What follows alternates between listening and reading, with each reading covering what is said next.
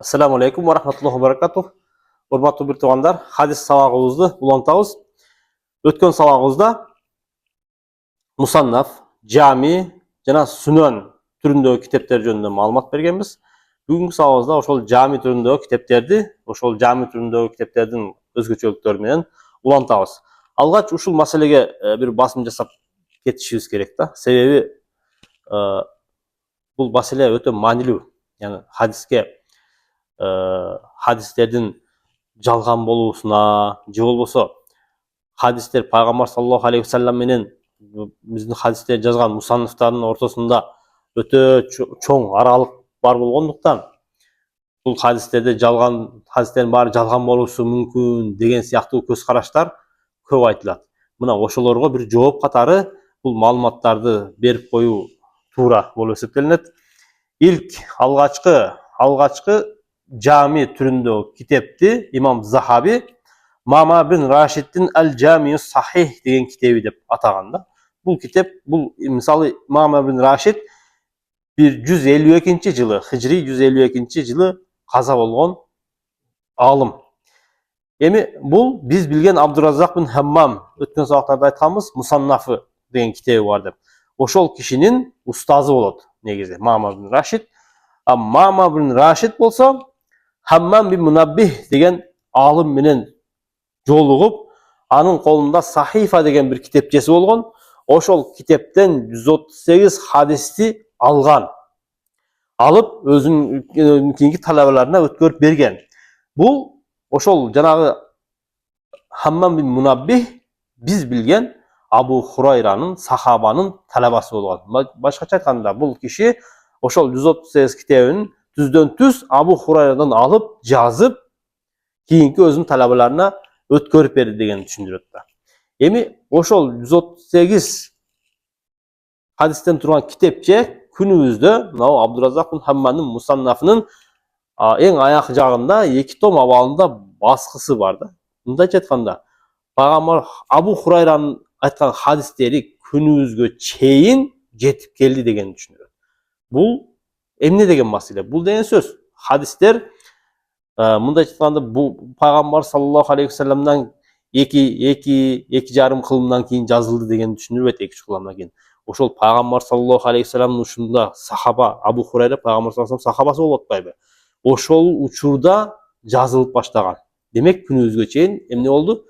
Жетип келди дегенди түшүндүрөт.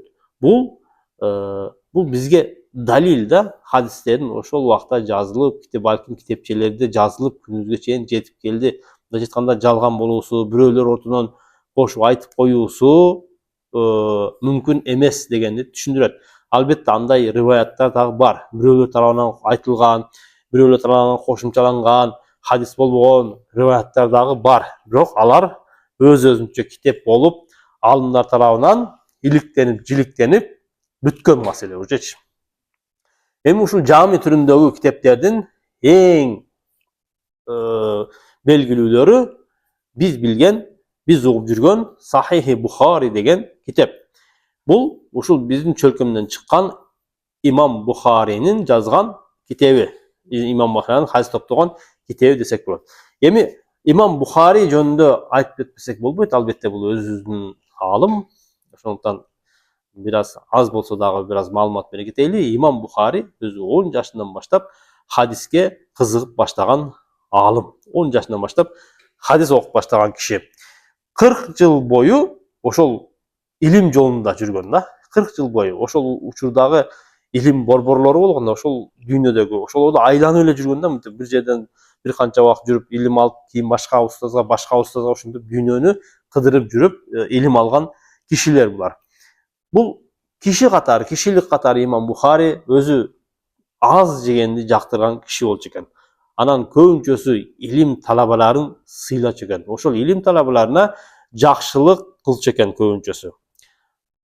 Анан түнү бою Кур'ан окучу экен. Кур'ан окуганды сүйгөн алым экен. Ансыз деле Кур'ан окуганды сүйбөгөн кишини алым дей албайбыз. Кур'ан окуганды сүйбөгөн киши алым да боло албайт ансыз деле. Себеби эң алгач Kur'an турат. Kur'an'ды окуу шарт.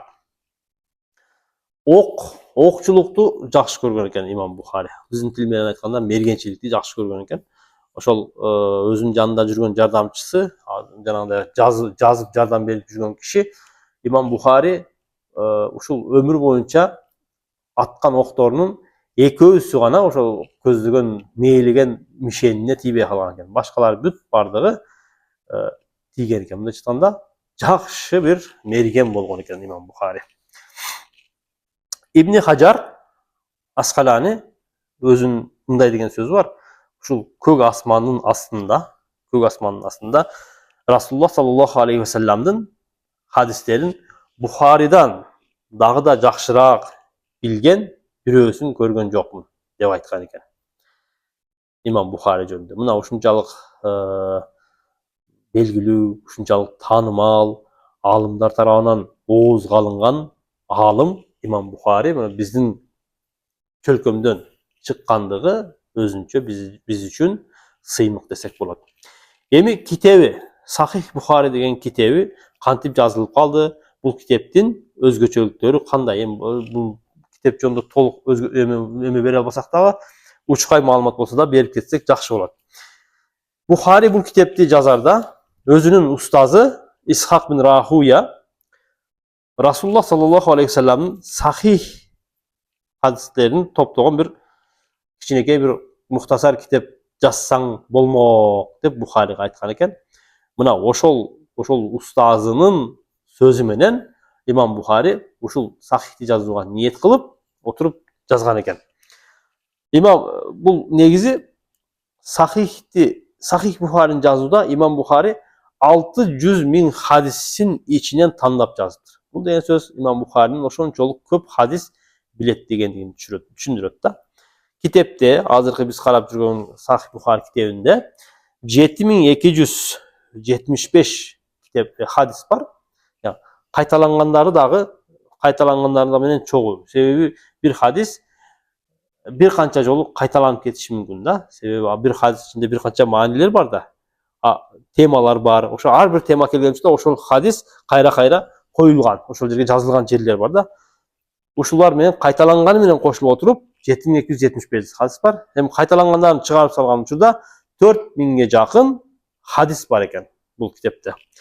Эми бизге жетип келген эмеси риваят, Фарабри риваяты. Бул ошол имам Бухаринин хадистерин жазып алган бир талабасы. Мына ошол аркылуу гана бизге жетип келиптир. Биздин колубуздагы китеп ошол Бухаринин Фарабри риваяты деп билебиз муну. Бухаринин шархтары. Бул китепке көптөгөн аалымдар эмне кылыптыр? Шарх жазыптыр. Шарх деген эмне? Шарх деген дагы келечекте аны дагы өтөбүз. Азыр мындайча айтканда ошол ичиндеги Бухаринин ичиндеги хадистерге аалымдар тарабынан берилген түшүндүрмө дегенди түшүндүрөт.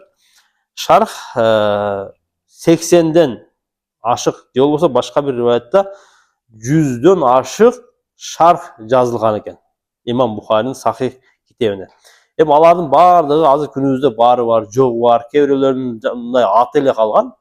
Бирок күнүбүздө эң таанымал болгон, колдонуп келген 4 шархи бар. Алардын биринчиси Кырманинин Аль-Кавакибуд Дарари деген шархи, андан кийинкиси Ибн Хажардын Фатхул Бари, андан кийинкиси Айнинин Умдатул Кари деген шарх китеби, андан кийинкиси Касталланинин Иршадус Сари деген ушундай 4 эң таанымал болгон китептери бар. Бул эгерде ким Бухари окуй турган болсо, анын ичинде кайсы бир хадисте түшүнбөгөн жер болгон болсо, же болбосо кайсы бир хадис жөнүндө көбүрөөк маалымат алгысы келген киши мына ушул шархтарды ачып, ушул жактан караса болот дегенди түшүндүрөт да. Бухари эң сахих китеп дедик. Буну каяктан билебиз? Муну Бухари өзү айтып атат. Бухари мен дейт ушул китебиме жалаң сахих хадистерди гана алдым дейт. Бирок кээ бир хадистерди ушул баягы чоң болгондуктан, узун болгондуктан, же болбосо ар кандай эмелер менен китептин көлөмү чоңоюп кетпесин деген максатта кээ бир хадистерди алган жокмун дейт.